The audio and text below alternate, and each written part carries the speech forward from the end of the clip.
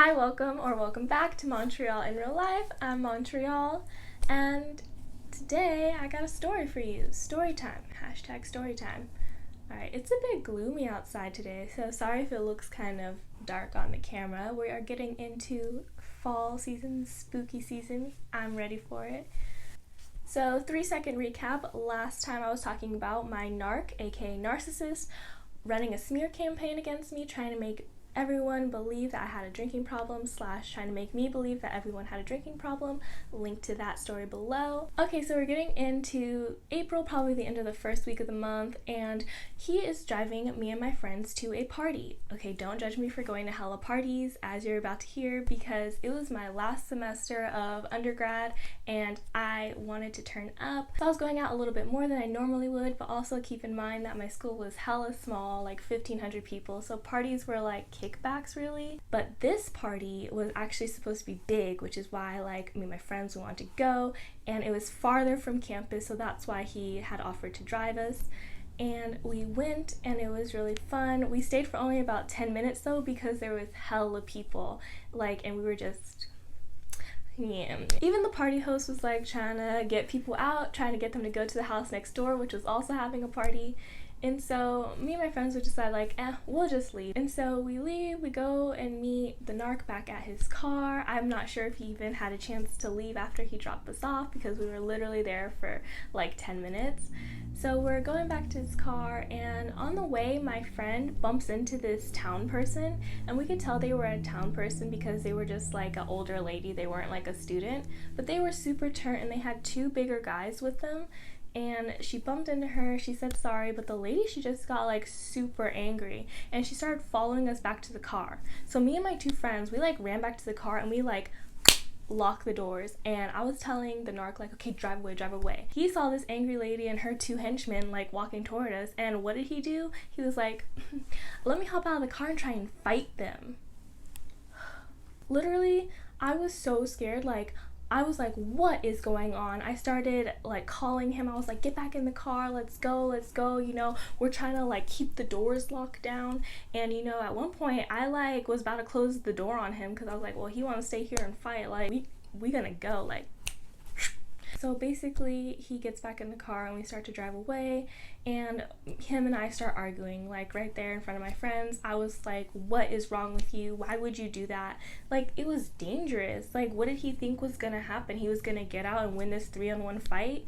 I mean, I'm not trying to say like that 5'8" is small, but he was not gonna win that fight. And I was just like, listen, like, that was crazy, don't do that. And then he started trying to argue with me, talking about the lady kicked his car and that's why he got out. Like, okay, no, she didn't. She was walking towards us. Like, we had hella time to leave the situation, you know? And even if she did kick the car, like, what's the point of getting out and trying to fight this old lady and then her two henchmen? Like, I don't know. And it was just like so exhausting just arguing with him. So I was just like, let me out the car, okay? So I get out of the car, my two friends follow. We end up just going back to that house where the party was and just chilling there for a second, just calming down. Honestly, just like me calming down, because they weren't really doing anything. And then, you know, he drives around the block, he calls me, he's like, okay, like, come outside, like, you know, if you want to leave, like, I'm still here.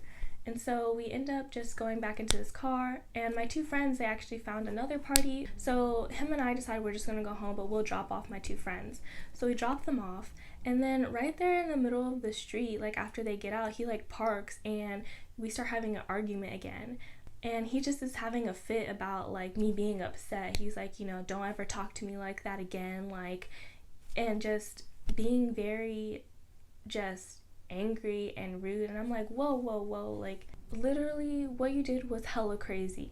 And that's why I got loud, because I was scared. I was like, I'm trying to leave. Like, there was other people in the car with us, you know, we weren't getting out to help him fight. And then what, he was gonna get his ass beat, and then we were gonna get our ass beat too by like these mobsters. Like, I don't know. Like, okay, the place where I went to school was hella sketchy, and these people looked sketchy.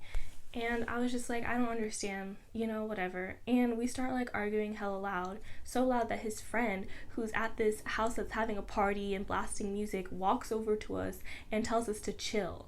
Like, how embarrassing. I was so embarrassed. Like, if we're arguing that loud that someone at this house could hear us, I just was like, okay, we need to leave. His friend was trying to say, it's not you against each other, it's you against the problem.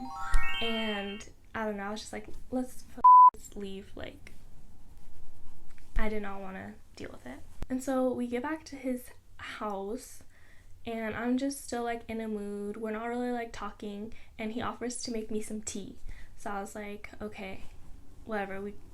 We share a cup of tea and we kind of discuss the situation a little bit more civilly, like we're not yelling, but he's still not understanding like what the issue is. He thinks that was perfectly okay for him to do, and I'm still trying to explain to him like, no, that was dangerous and scary, and like that there was no scenario where you hopping out of the car to fight people was gonna end okay.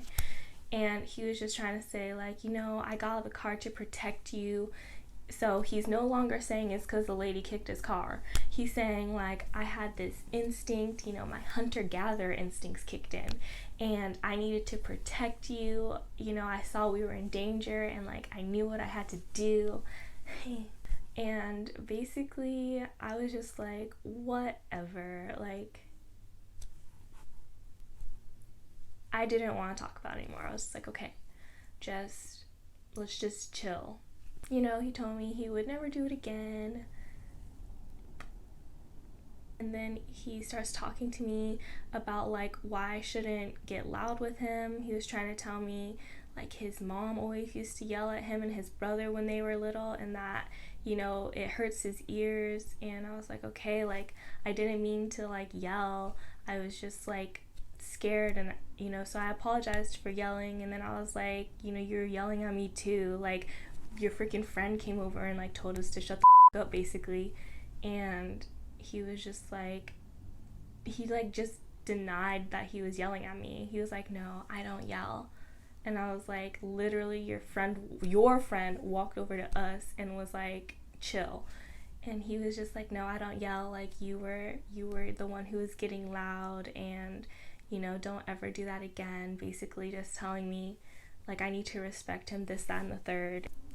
So this night does not end, but I want to end it here because I need a whole other episode to tell you about what happens next.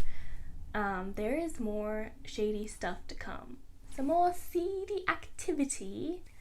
And basically this story ties into a lot of other stories, like him having an infatuation with my friend, and him having a weird relationship with his mom, and him being a drug dealer. Okay, that's to come. Have a good day, everyone. Thank you so much for watching, and I'll see you next time.